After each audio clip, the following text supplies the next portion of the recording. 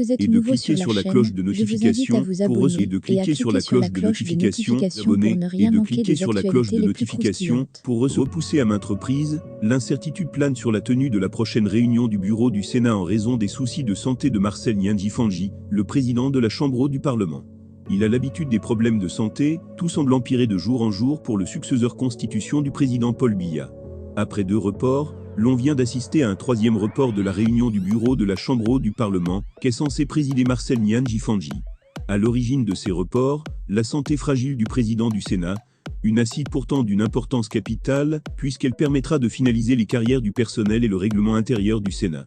L'octogénaire président a bien eu la volonté d'y prendre personnellement part, mais a été rappelé à la réalité quelques minutes avant la réunion par la maladie. Amaigri et essoufflé, il n'avait d'autre option que de surseoir cette rencontre Cindy. Il est d'ailleurs risqué de se prononcer sur la date probable de la tenue de cette réunion. Le scénario d'une nouvelle évacuation sanitaire pour le président du Sénat semble être l'hypothèse la plus plausible. Cameroun Voix a appris qu'une mission à l'étranger est d'ailleurs déjà envisagée pour préparer son évacuation sanitaire dans les jours qui viennent.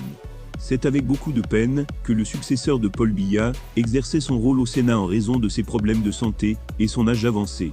C'est le mal qui ronge la quasi-totalité des collaborateurs de Paul Biya, au terme de la grabataire pour l'essentiel. Surtout n'oubliez pas de vous abonner et de cliquer sur la cloche de notification pour recevoir le top des informations et actualités au Cameroun.